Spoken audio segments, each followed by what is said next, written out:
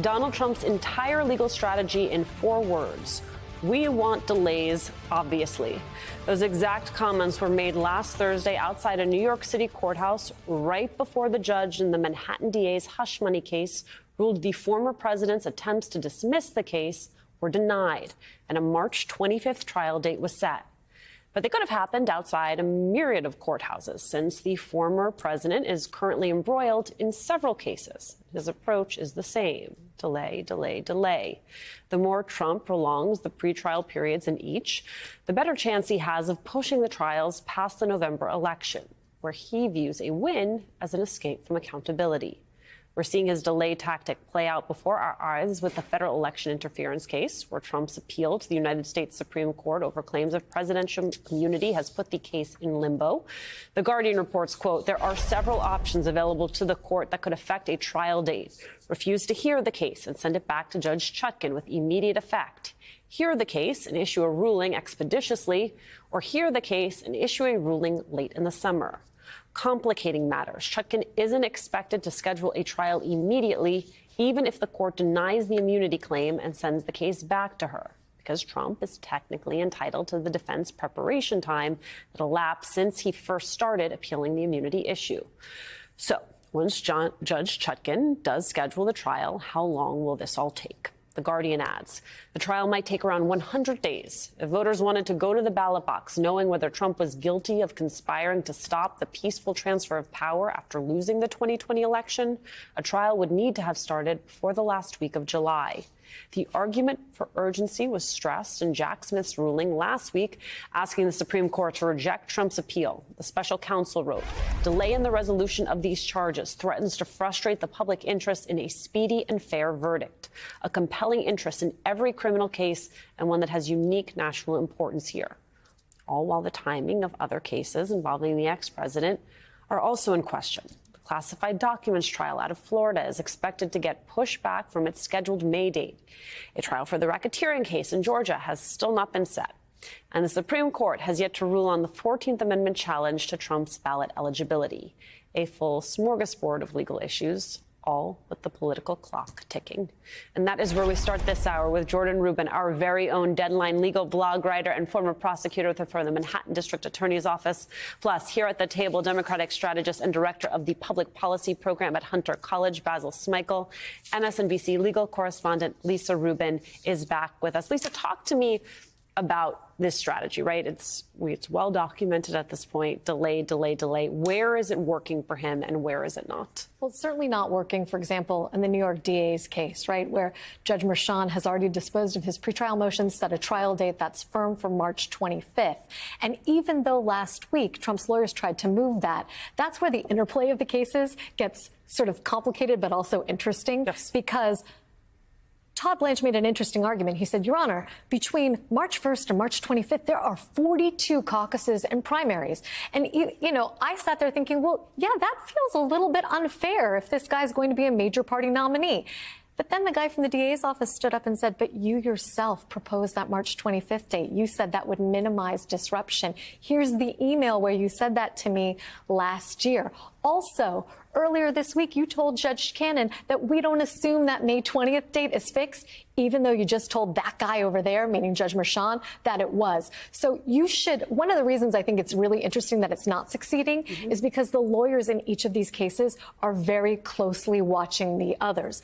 It's easy for the folks in the special counsel's office to track the ways that Trump's two teams of lawyers in the two federal cases might be making misrepresentations because there are folks who are involved in both of those cases. But the DA's office has to keep a tight watch on what they say in those other cases, as do the people in Fani Willis's team, who might be a little bit distracted right now. Certainly it's working for right now in the federal election interference case. But let's give it a couple of days. We might have an answer from the court. Right, Jordan, we definitely have seen the cross-pollination of those cases, if you will. I want you to sort of pull back the curtain for those of us who are not attorneys during these pretrial periods when things are paused. What exactly happens? Is anything able to get done? Can either side gather evidence, speak to witnesses? What are they doing right now? Right. So in the federal election interference case, the answer is really nothing that can be done in terms of actually moving the case towards trial or imposing what are called litigation burdens on the defense. And so that's why we're basically stuck in place while we're waiting on the Supreme Court to see what it does. So on its own, the prosecution could presumably do what it wants. But again, it can't do anything that actually puts a burden on Trump. That's why we saw the whole to-do when Jack Smith filed a pretrial motion and served discovery on the defense. Trump then had a huge complaint about that. So that's really the only actual litigation that's been had at the trial court level, is litigation over whether there can be litigation. So that's really why we're waiting on the Supreme Court right now, as to the federal election interference case, at least. Litigation over whether there can be litigation. Basil Smaglo, that gets to one of my core concerns here, which is just fatigue on the part of voters, that there are all these cases swirling, that there's not a sense that there is momentum moving forward, that some of it seems very technocratic, and that what is at stake and the things he is accused of, not simply as questions of things that happen retrospectively, but things that could be prospective, that could be on the horizon, the people lose focus. Well, that is part of the strategy, right? If as long as it gets delayed, and we have a lot of the litigation to see if we need litigation kind of conversations, that's where voters start to check out and say, you know what, let me back away from this for a while and actually start focusing, if they haven't already, on the price of eggs today, you know, what their kids are doing in school. And when you start to get these holidays rolling in and all this other stuff, you know, voters then actually start focusing on their lives. And the concern, if you're a Democrat, Joe Biden, is number one, you've got to talk about who you are and what you've done for the country, but also remind voters at what's at stake in this election, because the political televangelist that Trump is, he's going to continue to go on TV, going to continue to rally his support, going to continue to raise money off of this. And in a couple of weeks, mathematically, he will win the nomination just by the number of delegates that he'll have in his pocket. And so, you know, from that point of view, he will continue to sort of be the person that says, give me money. But if I'm a Republican voter, for example, or even a Republican leader in a state, what I'm wondering is, does this hurt my ability to elect the bottom of the ticket? Yes, I don't think we talk about this nearly enough. Because if you're Donald Trump and you're telling the Republican National Committee and every other committee associated with the Republican Party to raise money to help me defend myself, what money is left over for the rest of the ticket? All of those down ballot races. Now, I'm not trying to help anybody on that side of the aisle right now, but if just from a strategic point of view, a leader is going to come and say, well, wait a minute, look at how much he's a drag on our party, because financially we can't help anybody that's out there. And I wonder whether or not a Republican, but Democratic voters are keyed into this. And I think, you know, for them, they're going to support, you know, Joe Biden. I'm no problems with that.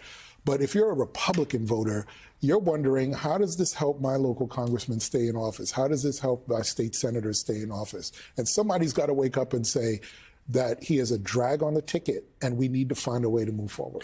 Let's talk specifically, Lisa, about the immunity case, right? If the Supreme Court decides either the case can proceed and we're going to take up the question, or we don't want to take up the question, is there any other way for him to delay then? Well, he still has a couple of motions to dismiss that are pending and have to be decided. She may have opinions in the can that she's been working on.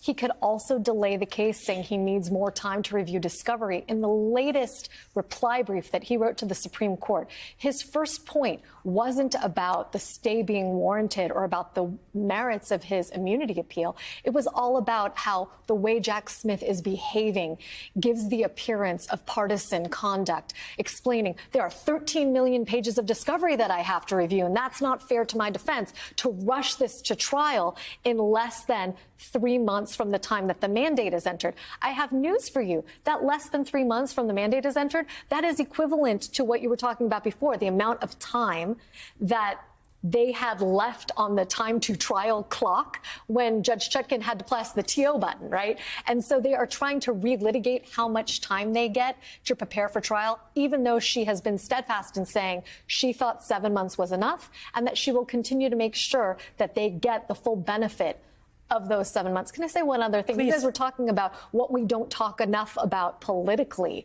I think the thing we don't talk enough about legally is the accountability that is going to be gained through all of these civil cases, which is hurting Trump at the place that he cares about most, his brand, his business, his net worth. In some respects, he is less afraid of jail and a conviction and what even a conviction could mean for his political future than he is about his assets. And at the end of the day, the accountability that Tish James and E. Jean Carroll have already obtained, and I think will have those rulings upheld, that might be the ultimate form of accountability here, even though we're also fixated on the criminal trials as the ultimate or zenith metric of his accountability.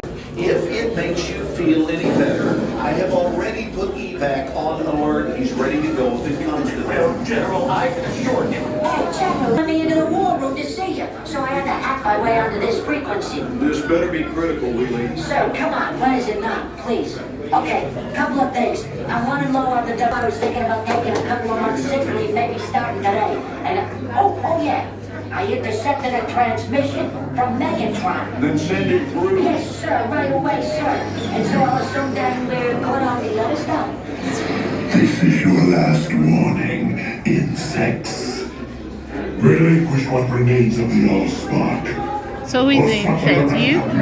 What? Who's the insect? Protect you. They were defeated on our world, and we will defeat them here. This was just a diversion. Security, please bring up. Ravage, he's already inside. Deeds! Give me an update on that reserve. Boss readiness. What was his name? Evac, sir. Right, evac.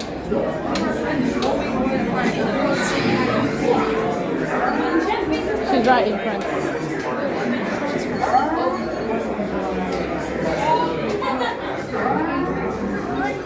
We are facing a heavy, sustained attack. They appear to be after the Allspark. General! General! Need to immediately, General. Evacuate. Hold on. National security advisory. Stand down. Check it out. There is a separation. The amateurs for suicide mission.